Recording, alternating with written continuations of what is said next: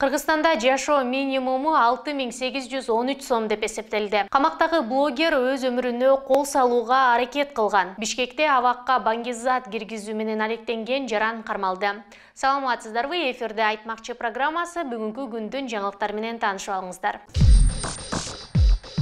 Улуттук статистика комитетинин эсеби боюнча 2022 жылдын 1-кварталында кыргызстандык бир кишинин жан сактай турган минималдык каражаты 6813 сомду түздү. Сколько?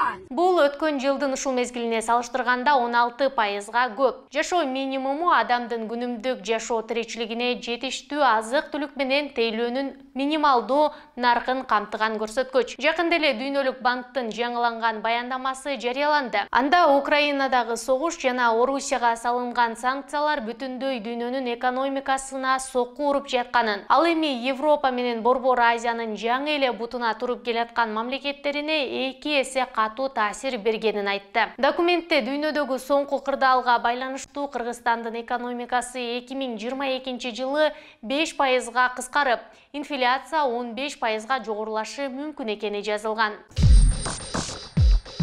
Баткен облустук ички иштер башкармалыгынын маалымат кызматы журналист Арзыгүл Галымбетованын өлүмүнө байланыштуу камакка алынган. Батмамат YouTube каналынын автору Батмакан Жолболдуева 12 апрелде милициянын убактылуу кармоочу жайында өз жанын кыюуга аракет кылып билегин кескенин ырастады. Белгисиз себептерден улам өз өмүрүнө кол салуу максатында сол колунун билегин учтуу нерсе менен кескилеп салган. Тез жардам кызматы алгачкы медициналык жардам көрсөтүп, Баткен облустук биргелешкен ооруканасынын сыныктар бөлүмүнө жеткирилип, абалы турукташкандыгына байланыштуу кайрадан убактылуу кармоо жайына киргизилди деп айтылат маалыматта. Буга чейин адвокат Назгүл Сүйүнбаева 12 апрелде милициянын убактылуу кармоочу жайында Жолболдуева өз жанын кыюуга аракет кылып, колунун тамырын кескенин билдирген. Милиция аларга Арзыгүл Галымбетова 15 мартта кайрылып, Батмават YouTube каналынын автору Батмакан Жолболдуева аны каралап жатканын айтып, арыз жазганын билдирген.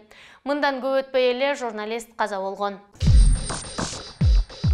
Бишкекте баңгизат сатуу менен алектенген жаран кармалды. Бул тууралуу Ички иштер министрлигинин басма сөз кызматы билдирди. Маалыматка ылайык, баңгизаттарды мыйзамсыз жүгүртүүгө каршы күрөшүү кызматынын кызматкерлери тарабынан 2021 жылдын ноябрында түзөтүү мекемелерине каннабис тобундагы баңгизат каражаттардын ири партияларын ташып киргизүү менен алектенүүчү баңгилик топтор тууралуу ыкчам маалымат алынган. Автобусқа түшүп, азык убакта Токмок шаарынан баңгизат алып бара жатат деген кабар менен азык убакта түштү дейт.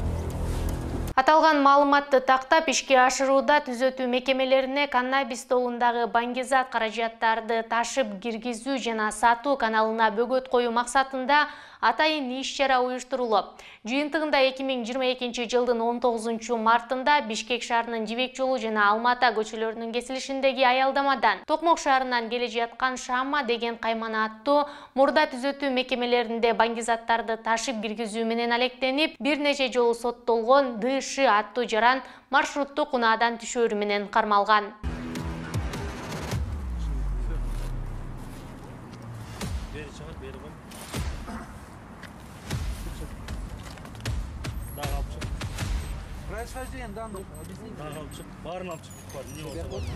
Ага өздүк кароо жүргүзүү учурунда жашыл түстөгү рюкзагы табылып, ичинен майдын 5 литрлик пластик бөтөлкөсү, 2 литрлик пластик бөтөлкөсү, анын ичинде кара куурай, өзгөчө жытына ээ болжол менен гашиш баңгизат каражатына окшош чачыратма түрдөгү ачык жашыл өсүмдүк заты болгон. Алынган заттын жалпы салмагы 2 кг 194 граммды түзгөн. Учурда кармалган жаран тергөө абагына киргизилди.